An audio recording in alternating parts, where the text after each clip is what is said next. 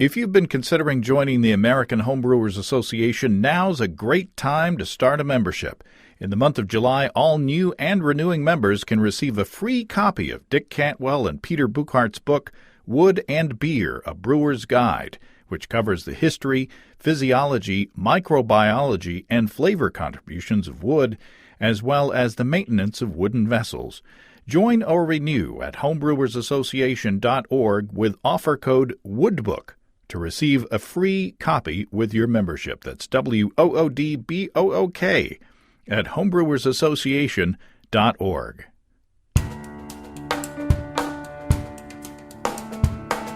Welcome to Basic Brewing Radio for Thursday, July 26th, 2018. I'm James Spencer. Here at Basic Brewing Radio, we're all about home brewing. This week we go insane in the yeast strain in Portland with folks from Imperial Organic Yeast. They shared a split-wort yeast experiment featuring 2 worts that were each fermented with 4 different yeasts. Lots of surprises in how the beers turned out.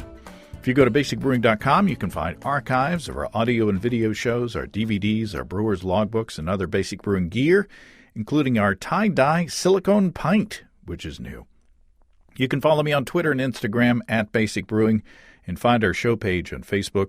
We have a cool Basic Brewing app on iTunes and Amazon.com, and we're found all over the place where fine podcasts are served up.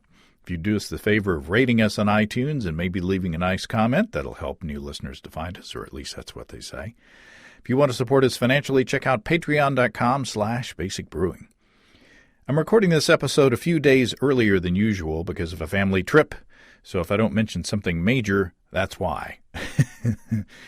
As promised last week, I posted our latest Basic Brewing video episode on Monday. It's the one featuring my robust porter that I flavored using an oak spiral.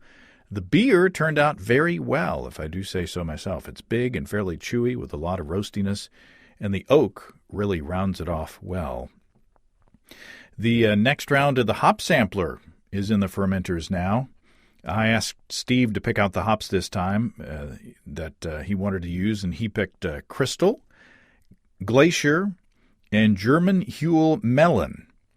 These are moderate alpha acid hops at 3.6, 4.9, and 5.6% respectively. So I went ahead and I used a whole ounce per 1 gallon batch this time, and that was added in a 30-minute hop stand.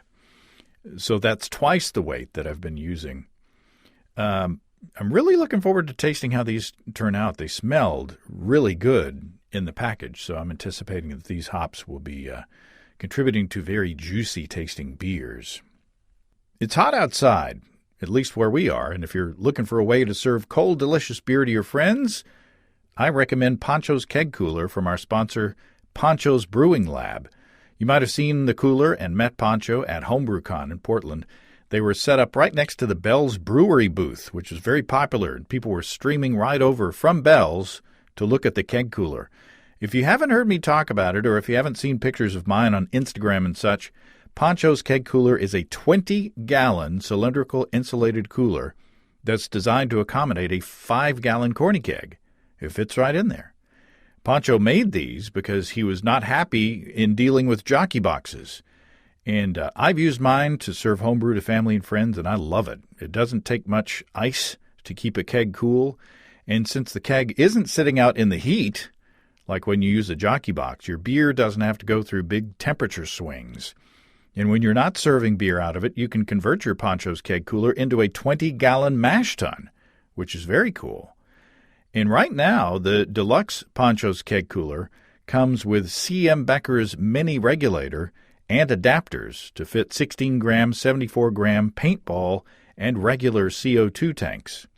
And that comes at the same price that you would normally get it. And if you use the code BBR at ponchosbrewinglab.com, you can get 15% off any cooler. So head over to Pancho's Brewing Lab, that's PANCHOS brewinglab.com, and remember the code BBR, and pick out your own Pancho's Keg Cooler. Let's take a look into the mailbag. Philip from Potsdam, New York writes, I wanted to share my experience with rosemary. I brewed a red braggot for St. Patrick's Day this year. In it, I boiled dried rosemary. The rosemary went in at 10 minutes left in the boil. Philip says, I also used German Magnum hops for bittering and East Kent Golding at 5 minutes. It had mostly pale malt and then small percentages of multiple caramel malts. The beer was fortified with local maple whiskey. It sat on toasted applewood chips for a few weeks. ABV was around 9.7%. It came out excellent and still is. It's developed nicely since bottling. Philip says, I only have a couple left. I feel that the rosemary definitely contributed bitterness as well as a unique herbal citrus flavor that I definitely have not noticed with Magnum or EKG. I will be going back to trying more herbal beers and brews as well as using rosemary again. Well, thanks, Philip. That does sound tasty. Philip says it's a braggot, but he didn't mention honey in there. I'm sure there's honey in there somewhere. But even dried rosemary has an impact on the beer. My rosemary beer that I made with fresh rosemary, it's all gone. So I guess we liked it around the house here. I do want to brew another one. The flavor the rosemary gave went beyond just being a novelty. It was really complimentary to the hops. I enjoyed it quite a bit. There are a lot of electric brewing systems out there, and I often get questions about electric brewing from you guys, and I always recommend you get your electric system from our friends and sponsors, Desiree and Dave from High Gravity in Tulsa. I have the 240-volt brew-in-a-bag system, and I love it, but they have a variety of sizes and setups from 5 gallons to 2 barrels. And the folks at High Gravity brew on a 1-barrel, 2-vessels electric system for their tap room there in Tulsa, and it's pretty cool. In fact, if you go to youtube.com/highdgravitybrew, you can see it in action along with other videos demonstrating the differences between their various Warthog controllers. I really like the amount of control that I have now using electric brewing and my Warthog controller. And the mash and boil modes of my Warthog EBC 130 controller makes it easy to dial in exactly what I want to do. Whether it's doing precise step mashes or holding a certain temperature for a hop stand after a boil or accurately dialing in the strength of that boil, the Warthog controller is great. Check out all the electric systems and pick one that is right for you at highgravitybrew.com. And if you use the code EBC75BB, you can save $75 off your electric brewing gear purchase. That's at family-owned and operated highgravitybrew.com. Okay, I love split batch experiments, changing a variable and, seeing how that affects how a beer turns out. And this week, that variable is yeast. The folks at Imperial Organic Yeast teamed up with Everybody's Brewing in White Salmon, Washington, to brew 2 worts and to split them each 4 ways. And so then they added 8 different yeast strains into the mix to see what happened. So they offered those samples up at an event in Portland that they called Insane in the Yeast Strain. Casey Hellwig, welcome to Basic Brewing Radio. Thank you. Happy to be here. First of all, let's make some introductions here. Who have we got with us?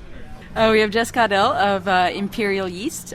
Jess has been working with us since the beginning, so about 3.5, almost 4 years. But previous to that, he worked for Yeast Laboratories for 12 years, and before that, brewed at a number of facilities. He's got 30-ish years of combined industry experience. He's an excellent source of knowledge, and he runs our technical service department. So if you have a question about yeast or fermentation or QC, QA, you call Jess, and he can answer it for you. Hey, Jess. Hey, how's it going? Who else we got? We also have Pat Velton of Everybody's Brewing. Pat is everybody's salesperson extraordinaire. I don't know how long Pat's been working for Everybody's, but I would guess around 5 years. And he is kind of the brainchild of this whole event. There's been one previous Insane in the Yeast Strain event, and this is the second one. So he's amazing and a fantastic human being. What do you say to that? Oh, nicest thing anyone's ever said about me. I'll take it. And it was recorded, so it's going down in history. I'm nice. And then we got Bob and Steve. So we got we have Steve Wilkes of Steve's Brew Shop, and you sell Imperial yeast. I do sell Imperial yeast by the truckload. It's good stuff. I've just about turned all of Northwest Arkansas. There you go. And then Bob Stemsky. I've been drinking beer all day. That's my line. Okay, so we got lots of containers of different things in front of us. So what the heck have we got going on? So we have 2 flights. I guess I'll kind of announce the flight that's in front of me. So 2 different worts. The wort that I've got in front of me is the Cowpunk IPA wort, kind of a new school IPA, a lot of like citrus, kind of tropical hop forward going on. We've got 4 different strains that we inoculated this wort with. First one being A30 Corporate, second being A38 Juice, third Rustic, B56 Rustic, and fourth B63 Monastic. Wow. And then we've got a second set as well. So yeah, the second flight is the Country Boy wort, which is a Northwest IPA. Basically a 2-row recipe with a lot of CTZs in there. It's about 65 IBUs. And typically this beer is dry hopped, but for this test we just left the dry hops out to let the yeast kind of shine through. So on this one we ran the L17 Harvest, the G03 Dieter, the A24 dry hop, and B48 triple double. Wow. So we got a lot of beer to go through. I'm gonna grab this other sample over here while I'm at it, and we should work our way through. You're already going. Well, I just had to get a pre-show sample. Pat's gonna help me out here, and we can play junior sample. That was the BR549 That's yeast. right. It's There we go. it's the Redneck BR549. Somebody gets it at the table. Okay, so which one should we start with? We should probably run through each of the worts separately in kind of an organized fashion. So this one. So which one should we start with, Casey? We should start with the Country Boy wort. Kind of that Northwest IPA base wort with the lager yeast, the Kolsch yeast, the dry hop, and the triple double. So this is and so it is called is it the L17 Harvest yeast? Yep. Okay. All right. So this is just a Kolsch yeast, and just what should we expect with this yeast? It's actually a lager yeast, so it's a flocculent lager strain. So it's gonna have some pretty traditional lager characteristics, really clean, low ester profile. The malt's gonna come through on this one quite a bit. And so were all these fermented at the same temperature, the same conditions? Yeah, these were actually all fermented at about 68 to 70. So even the lager strains and the Kolsch strains were all fermented at the same temperature. But I think it's pretty interesting. Their characteristics still come through even at the warmer temps. Yeah, we just got finished with at Occidental Brewing Company. You know, they do a lot of German styles and lagering and all that. So it'll be interesting to taste these, these yeast at the higher temperatures. Have you tasted, Bob? No, I haven't tasted anything yet. I'm kind of worried though because there's 3 Kerr bottles and 1 ball. Ooh. So I don't know if that's going to throw things off for me. Your sensory perception, the visual is off already. Mm-hmm. Wow. So that's a tasty beer right there. Oh, that is good. It is good. Okay. So it is. So this is an IPA wort, but with that, with the L17, it really, and I haven't tasted the other ones, but it doesn't taste like an IPA. Not even close. So it really doesn't know, yeah. Yeah. So is that to be expected? Yeah, I think so. Even, when you're using lager strains warm, they're typically cleaner than ale strains. So, when you're using an ale strain and it's cranking out a lot of esters, it's going to really change the beer. But at the same time, it's cranking out esters. Is it stripping out hop compounds, or is it doing things to the hop compounds to mute them as well? I think, a lot of people used to use clean strains for IPAs so they could let that hop aroma shine through. But I think what a lot of people are seeing now is that a combination of hop, aromatics, and esters really accentuate the beer. So I don't know if that answered the question that you were asking, but I think the interaction with the yeast profile really changes the hop profile. Yeah. What do you think, Casey? Yeah, I mean, I don't get a ton of traditional hop aroma on this, but again, it was a non-dry hopped IPA, so just those CTZs early on in the brewing process. So yeah, a lot of like clean fermentation going, nice crisp profile, a little bit of minerality. It's a really nice beer. I think it really showcases L17 Harvest. Yeah, it's a good beer. I mean, it's like I said, it's not an IPA, but it is a delicious beer. Well, it's just so interesting how you can take.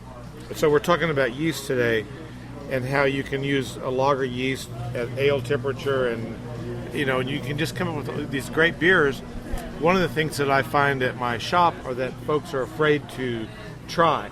So I'm brewing a Pilsner or a lager, it has to be a lager Pilsner yeast, or I'm brewing, a pseudo lager, but they're afraid to try this or that yeast. And I'm kind of like Charlie Papazian, relax and have a home brew. But it's interesting to hear or to taste the difference between these hops. This is a really nice experiment. And see and really get a sense of what's coming out in these. And I don't know, I'm not being very articulate, but We've been drinking beer all day. So it's very interesting. It's very Kolschish, Yeah. if that's a word. Now it is. But so cool. So what's the next one? The Dieter. the G03 Yep. Dieter or Dieter if you're. So which is this yeast? So this is our Kolsch strain. It's a really nice strain for that style of beer. It gives that classic flavor profile that you're going to have with the Kolsch. And once again, these were done at warm temps, and even at these warmer temperatures, that profile still comes through really nice. So the harvest is the Dieter's is a Kolsch yeast, and the harvest is more of a. It's a lager strain. Okay. All right. I've been drinking beer all day. So, what do you think, Bob? I think it's very good, very good. I'd be happy to have that as a Kolsch anytime. That's it. Again, it's delicious. It's I would say fruity. Both the hop character maybe coming through a little more in this one than the first one. Yeah. So there's fruitiness in both the character that the yeast brings probably and the hops as well. Yeah, nice fruity finish. Nothing wrong with this beer. That's nice. Agreed. I get a little bit of a floral character, and it's really nice and delicate. Yeah, for sure. So I want to ask a question. So help me pick a yeast. I'm coming into your store and I want to brew a Kolsch. Tell me why I should use a Kolsch strain, and tell me why I might be able to use some other strain. Jess? Hot seat. Yeah, sometimes there's some, I'd almost say, intangible characteristics of strains that are hard to explain. And when you have a Kolsch, especially the traditionally made Kolsches, they're really clean. The malt comes out in the beer. Some delicate hop flavors can come through too. I think a lot of it has to do with the aromatics that the yeast strains are producing. So if you have a strain that you want to use to make a Kolsch and it's going to produce a lot of esters, then it's not going to jive very well with that style. And I think just the traditional use of strains over time. As a brewing community, we've selected these kind of, I don't want to say perfect strains for the beers, but these strains are now used for those styles for a certain reason, because they do what you want them to do. So I take it like this strain, the Kolsch strain, if you were to ferment at a lower temperature, it would express less of a fruity character. Yeah, the fruitiness would be lower. The ester profile would be lower in that beer. And what was the hopping strategy on this wort? Were the hops all at the beginning of the boil, or were there some at the end of the boil? Well, I think both of the worts, correct me if I'm wrong, Jess, but were used. We weren't really trying to get IPA flavor out of it. They were picked and not dry hops so that it would be the best wort for this experiment, really, right? Yeah. To show off the. But as far as hops in the kettle, were there hops at the end of the boil? For the Country Boy, it gets hops at a few different stages in the kettle, but mostly the hops are going in there for bitterness. And so by the time that wort makes it to the fermenter, the aromatics are gone for the most part. Okay, so so we shouldn't be expected to be hit in the face with hop flavor and aroma. No, specifically not, right? Not on this first flight. The second flight, we'll start to see that, yeah. Oh, yeah, we got a lot coming your way. It gets insane on the second flight. Hence the insane and the yeast strain. That's correct. That is correct. So now we're on to number 3, which is A24 dry. Is it Hopa or Hapa? It's dry hop. That A is extra. It's a typo. In our defense, we did not type these. Yeah. So it's the A24 dry hop. Yeah, it's our blend of a couple different strains. So we're trying to produce some citrusy aromatics and some nice esters to go with hops, with some of the new school hops. That's a completely different beer.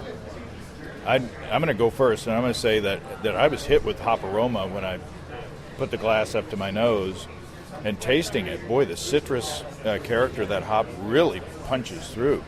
Yeah, it really does, and there's no harshness at all to it. It's very soft. Oh, yeah. It's very, very soft. It is very drinkable. Is it Barbarian and Citrus together? So yeah. So the Barbarian IPA strain and the Citrus, and this is a blend of the two, makes a lovely beer. Very nice. Yeah, that's amazing. Yeah, like Jess was saying, so this is a blend. I guess Jess and Steve were saying blend of the Barbarian, which produces a lot of like nice stone fruit characteristic, and then the citrus with a lot of like, orange and grapefruit and lemon aroma. There's, we have a brewery here in town, La Brewatory. They've been known to make a beer with, a couple hops added to it in the kettle just to make it legal, and then ferment with this A24 strain, and it really does emulate that nice hop aroma and flavor. So it's a fun strain, and it's a completely different beer than the prior, the lager and the Kolsch strain fermented Country Boy wort. So just on its own, it expresses the citrus hop character. Yeah, exactly. Wow. Yeah. That is cool. And as far as pitching rates, I'm assuming the pitching rates they're similar or the same on each of these? Yeah, they're the same across the board. I used 1 pack per 5 gallons of wort, so we were in about 10 million cells per mil pitch rate. I'm going to have another sip of that because I really like that beer. Yeah, it is good. Very good, very good. Gulp, gulp, gulp, gulp, gulp, gulp, gulp. Wow. That's my favorite so far. Yeah, I mean the difference, but the first two are kind of similar, but that third one, the dry hop, the A24 dry hop, it's just amazing that just the yeast strain would make that much of a difference between the beers. So now we have the B48 triple double. So what do we got here? So yeah, this is a traditional Belgian Trappist strain. So really nice, balanced estery strain. Not really phenolic, but some really nice esters that you don't get in a lot of the English or American style ale strains. That is also really nice, but in a different way. Yeah, it seems like it where the citrus, for my palate, it really accentuated the hops. The hops don't seem as prevalent in a triple double beer, but very nice. I mean, it really. It's amazing how it changes the beer. I mean, yeast is where the magic happens, right? So, but the yeast, man, it makes a huge difference in the beers. Yeah, I get fruity characteristics, but they're not like the citrusy fruity characteristics. They're more like yeast-driven, phenolic fruit, citrus or fruity characteristics. Yeah, the fruitiness really stands out on it. And again, like the other one, it wasn't sharp or didn't have an edge to it. I thought it was very smooth, and it would be a very good example of the triple, to be used for a standard. Yeah, what stands out to me, just kind of going back to what would you sell someone walking into your store? Right. It's like we have started with the same wort, and we have come up so far after the first four very drinkable, pretty good beers. And very different, yeah. And we're talking, the exact same wort. And as Jess pointed out, people have kind of fallen into these standards of you brew a Kolsch with a Kolsch yeast strain, Right. And today really shows you that you can try other off-the-wall, some might say insane things with your beer. And yes. Does he get paid for every time he says that word? He's had beer all day, too. I haven't. When a duck falls from the ceiling and you get $100. You say the secret weight. That's right. So, but no, we've done experiments, where we do just extract beers with, one hop addition, post-boil, or just to do some experiments. And it's like, we don't expect these beers to be good. We just expect to taste certain different things or to compare and contrast different, yeast characteristics or hop characteristics. But then we come out with these beers that are, it's like, wow, I'd drink this all day. This is a good beer. And it's just like wort, it's just like malt extract, with a little bit of yeast and some hops thrown in at the end of the boil, So beer doesn't have to be hard to be good, So what do you Casey? We didn't get your feedback on the B48 triple double. Yeah, I definitely agree with everyone. I get a little bit more bitterness off of this than the dry hop, the A24, mm-hmm. And then the aroma on it is more of that kind of classic Belgian, a nice like lemony, a slight bubblegum kind of characteristic going there. It's a really nice beer. Amen. So now we move on to our second set. This is a different wort, right? Yeah, this is our Cowpunk wort. So typically this beer is a citrus IPA. So we'll brew it up. This beer gets some Chinook in the kettle, and then a mega dose of Mandrina Bavaria in the whirlpool. So that hop is giving it a really nice, dried orange, sweet orange character. And after fermentation's done, this beer gets hit with some more dry hops and a lot of citrus zest, some tangerine, grapefruit, and orange zest. For this test, we didn't hit it with that citrus because we were trying to not overwhelm with that character. So these did get a dry hopping, though, with the Equinaut dry hops. So we just wanted to see how that would play with these different yeast strains, which are kind of pretty wide range compared to a normal IPA strain. So that's this flight, and the first one is going to be the A30 corporate. So talk about the A30 corporate. So this is a new strain on our lineup. It's another clean American style strain, but I think it plays pretty well with hops for some IPAs. It has a little bit different ester profile than you typically see with cleaner American strains. So I think it's pretty interesting.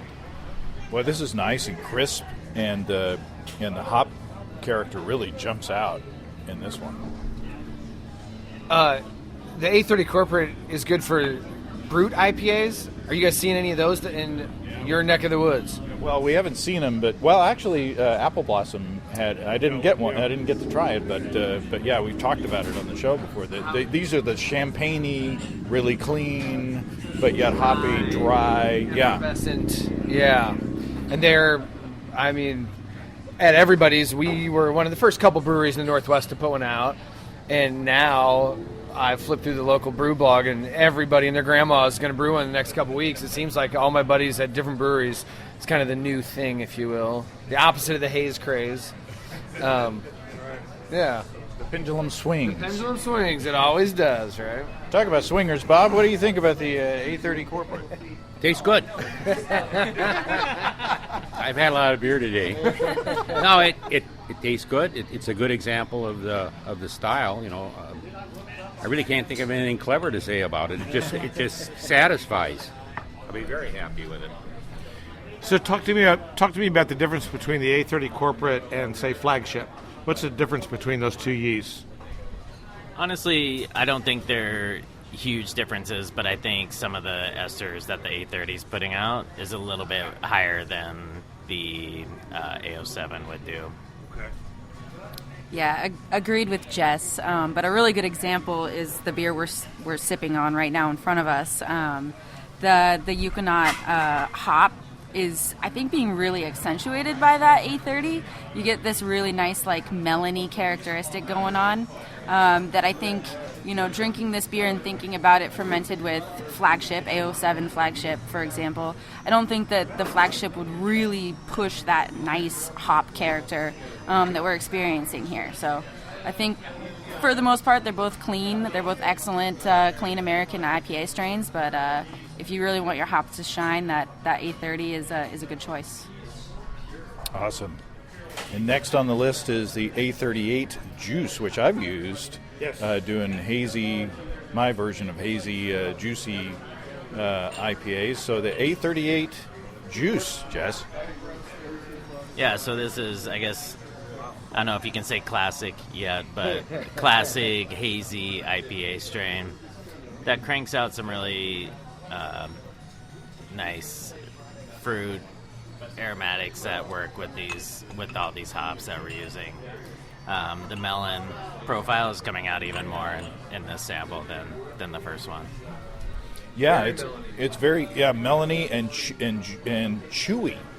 It seems to affect the mouthfeel for me as well. It's like this is just really a chewy, fruity, substantial beer. Absolutely, yeah. It seems to have more body than the first example. Agreed. Oh, yeah. I mean, I think there's a reason that this is the classic hazy IPA strain. You do get that nice, like, creamy, full-bodied mouthfeel, even just from the yeast, without, you know, massive oat or wheat additions. So. Yeah, and I've been dinged because I didn't, on my little hazy, juicy / experiments, I just added all my hops, you know, post-boil, and I didn't add any adjuncts at all. It was just a barley beer, and I didn't dry hop either, but yet my beer turned out hazy and pretty good. Steve had it. Yeah. So maybe, I mean, you know, obviously the yeast is going to play a big part in that style. So maybe you don't need to do all the tricks to have a delicious beer. I mean, I think you know, you're probably sitting here talking to a lot of people that think simple beer is really delicious. There's nothing wrong with all the bells and the whistles. You know, yeast is going to flock eventually, so I don't think you can depend on just yeast haze to keep your hazy. But absolutely, you can make a good beer with just simple ingredients. What do you think of the A38 Juice? Chewy, melony, very good, obviously. Didn't you date Chewy Melanie in high school? I know that was Mary Ann. Oh, yeah. He likes ginger. Yeah. Well,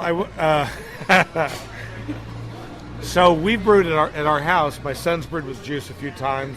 I brewed with it. You brewed with it. And I'm surprised that, or pleasantly surprised, I guess, that this sample beer is very reminiscent of the beers that we've brewed. So there is a characteristic with the yeast that carries through, and it's not necessarily recipe dependent. In other words, the yeast holds its own. Regardless, I could recognize that beer based on the beers that I've brewed at my house. Right. So that's pretty cool. I like that. I think, even now, I think homebrewers, and maybe you could testify to this as well, Steve, but I don't think, especially new homebrewers, they don't realize the role that yeast plays in beers. No, they don't at all. And also, folks are very conservative, so that when they brew a beer that works and it's tasted good, getting them to experiment and try another yeast strain is something as simple as that. It's very hard to do. It's very hard to get folks to go from, AO7 to citrus and say, well, just try it, just see what you think. And I understand, because they're spending 30 or 40 or 50 bucks on whatever they're getting. But it's so much fun. The fun of the hobby at our level as a home brewer is that juice makes a different beer than corporate. It makes a different beer. And it's really cool. So, the B56 Rustic. So yeah, this is a Belgian farmhouse strain. It's going to produce some phenolic characteristics. Typically it's doing like juicy fruit gum or bubble gum or even at times banana. But I threw this one in there to just really put something different in this lineup, and I think it actually came out really nice. Yeah, I agree, Bob. Yeah, I think the same way. It's like a typical farmhouse. You never know what you're going to get. Or like a box of chocolates, I guess. Life is like a box of but chocolates. It's very, very drinkable. I can use it in a lot of things. Yeah, there's spice. I get the juicy fruit gum in there. I'm torn between these two, the juice and the rustic, as far as my favorite beers of the whole thing so far. And they're two different. They're very different beers. Absolutely, I definitely get the bubblegummy aspect from this. That hazy, the juice strain has been my favorite so far, though. Maybe I'm just like all these damn kids these days. Drinking all the beer. Pat, always on the latest trend. Well, and the thing that, a little known fact here, is that in the song Love Shack, when she sings, rustic, that's what she's singing. Tin I'm roof. telling you. Tin roof. Rustic. Okay. Yeah, that's what's There you coming go. down. That's what she says, for crying out loud. So, Not gonna lie, I didn't peg you as someone that would know the words to Love Shack so well, but learn something new every day, I guess. That Chrysler is parked out back. it seats about 20. Yeah, it seats about 20. So come on. Steve's going to be driving for Lyft. That's right. So I've seen the B-52s live, in fact. How were they? They were very good. So I'm in Northwest Arkansas. Okay, and I also saw Cake in that same venue, and my wife and I went. This was a year or two back, and this guy is in his 30s, sat down next to us, and he said, "Oh, do you guys like Cake?" And I said, "Oh yeah, we love them. We got like all of their albums, I think." So. And he said, "Yeah, I've seen a lot of older people here tonight." And I was like, "Oh, jeez Louise." Okay, so Casey Rustic. It's my favorite of the two flights so far. I tend towards Belgian farmhouse style, and I love the spicy phenol going on there. It's just a fantastic example of the rustic. Yeah, it adds a lot of layers in there for sure. Now sadly the last in the flights, B63 Monastic. So this is another Trappist strain. I typically think of this strain as kind of being all over the place. It produces a lot of different phenolic characteristics, a lot of different esters at higher levels. So I think it's pretty complex. Have you had it yet? I took a quick sip. But you started drinking before me now. Yeah, we're sharing these. My cold sore is almost cleaned up. Yeah. Well, listen, I just realized I've been out of sequence. So when people listen to this, move my dissertation back for one beer. I'm not going to edit that, Bob. Can you fix that in post? I could. Well, that boy, so. Let me try that again. Okay. All right. I get back in Wait, sequence now. what do you think? I think it's really good. The monastic is really good. However, I agree with Casey. I think I like the rustic or the one in front of it, which was juice. Those are my two favorites, and I'm kind of torn between the two. I'm going to go with juice, though, just to be contrary. Now, the monastic, I get more of a banana character in there. More of the kind of, banana. Banana. Gesundheit. Is that a banana in your pocket, or you're rustic to see me? We've had some beers today. So, Casey, monastic. Help. I agree with you. Tasting this, I get a nice spicy, like kind of little bit peppery, clovey phenol, very light, and then a nice underlying banana ester profile. It's nice. You also dated banana ester in high school. Yes, I did. Now, it is very interesting, and I do like it. But again, I think I'm going back to the rustic for. I think it's between the rustic and the juice, and I think I'm leaning toward the rustic. But here's the thing. If you're thinking about... I'm going to defend the monastic for a minute. All right. Because if you're thinking about using monastic, and the whole point of the beer is to duplicate the big Belgian Chimay-style beers, this is kind of the wrong wort for that, though it made a lovely beer. Where the juice, it's the right wort for this, you know? Mm-hmm. This is the right wort for this yeast. This isn't the right wort for this yeast, even though it made a great beer. Yeah, I guess let me qualify when I say I liked one more than the other.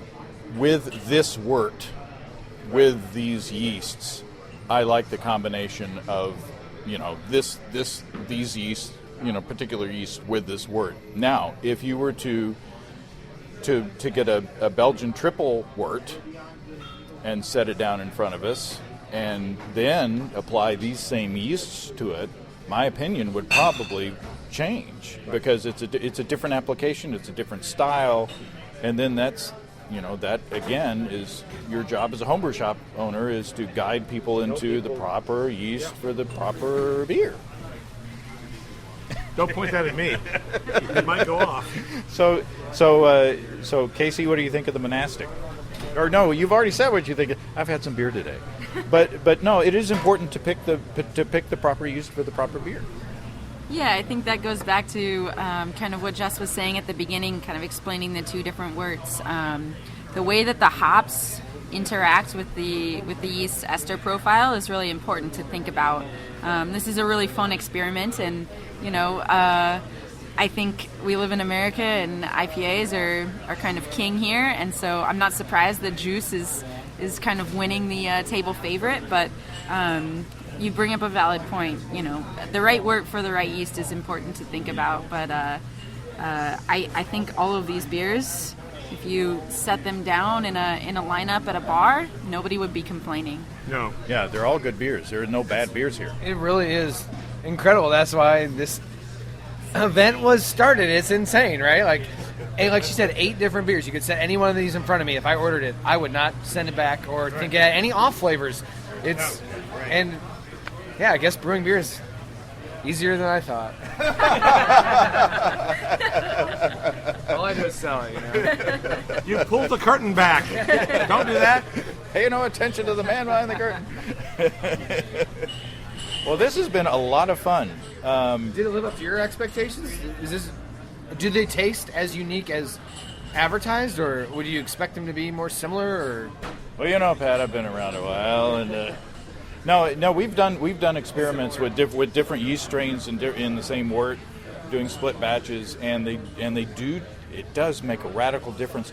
I don't know if I expected the differences to be as radical as this, but it is eye-opening. Every time we do one of these experiments, it's like, you learn something, and hopefully you remember it. But this has been a ton of fun. Yeah, I've been doing these side-by-sides for years, and it never ceases to amaze me what the different strains can do to the same wort. So it's always fun to see what happens. All right. Any last words? Cowabunga. Bob? Good night, Mrs. Calabash, wherever you are. Well, there you go.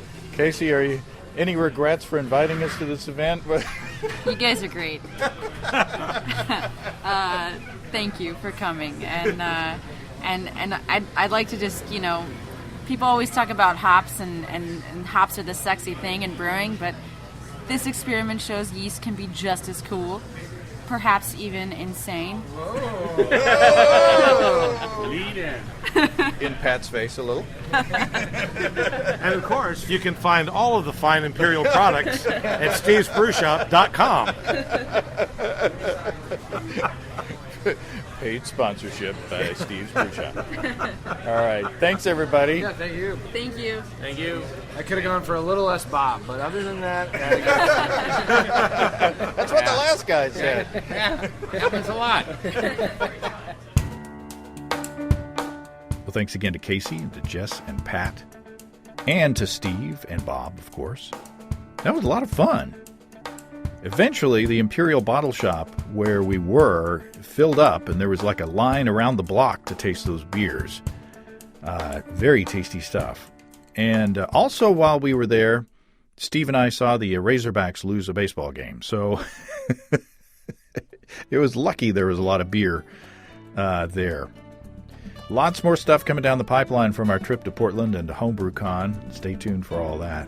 In the meantime, if you have brewing questions, show suggestions, or just want to say howdy, write to james@basicbrewing.com or just fill out the contact form at basicbrewing.com. And please don't forget to tell us where you're from. Thanks to everybody supporting us through our Patreon page. Special goodies coming your way. Check all that out at patreon.com/basicbrewing. Be sure to check out our DVDs, Extract Brewing and Partial Mashing, Stepping into All Grain, Low-Tech Lagering and Decoction Mashing, and Introduction to Wine Kits. You can find them all on our site. Get a free Basic Brewing bottle opener with any DVD combo. You can check out our Basic Brewing shirts in the store as well. You can find our logbooks where you can track and log up to 50 batches of beer. Check out all that out at basicbrewingshop.com. Also, take a look at our tie-dye silicone pints, which are very cool. It's all until next time. Till then, thanks for listening, everybody. I'm James Spencer. Production help for Basic Brewing Radio and our website is provided by Kelly Dotson. Basic Brewing Radio is a production of Active Voicing. We'll talk to you next time, everybody.